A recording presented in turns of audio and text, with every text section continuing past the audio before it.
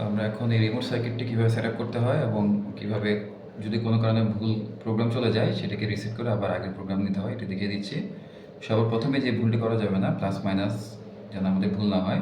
Plus ভিতে অবশ্যই 12 volt যেতে হবে আর মাইনাসে ব্যাটারির নেগেটিভটা কানেকশন দিতে হবে।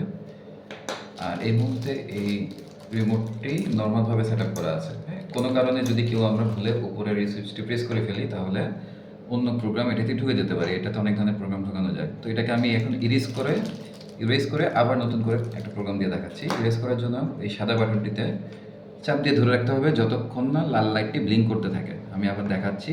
চাপ এই যে আমি এখন চাপ দিলাম, একটা ছোট ব্লিঙ্ক করছে, তারপর আমি চাপ দিয়ে ধরে রাখছি, অনেকবার ব্লিঙ্ক করলো, এবার ছেড়ে দিলাম। এখন দেখবো যে কোনো প্রোগ্রাম কাজ করছে না, মানে অন অফ কাজ করছে না। এখন এই রিমোটটা থেকে এই রিসিভারটা ডিসকানেক্ট হয়ে গিয়েছে। এখন এই রিমোটটা আবার রিসিভারের সাথে কানেক্ট করার জন্য যেটি করতে হবে, আমাদেরকে এই সাদা বাটনটি 3 বার প্রেস করতে হবে এবং দেখতে হবে এই লাইটটা যেন 3 বার ব্লিঙ্ক করে। হ্যাঁ, আমি দেখাচ্ছি 1 2 3, এরপর ছেড়ে দিব। কিছুক্ষণ পরে লাল লাইটটা জ্বলবে। জ্বলার পরে এই যে রিমোটটি আমরা প্রোগ্রাম করতে চাচ্ছি এটার অনে একবার চাপ দিব।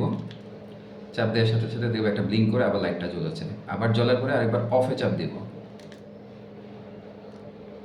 অফে চাপ দিলাম, একটু আগে চাপটা ঠিক হয়নি, এবার ঠিক মতো যাতে আবার ব্লিঙ্ক করে লাইটটা বন্ধ হয়ে গিয়েছে। এবার এই রিমোটটা এই রিসিভারের সাথে সেট আপ হয়ে গিয়েছে। এখন আমি দেখাচ্ছি কীভাবে আবার কাজ করছে। তো আমি যদি মাল্টিপল রিমোট যদি সেট আপ করতে চাই, তো এটাও আমি দেখাচ্ছি।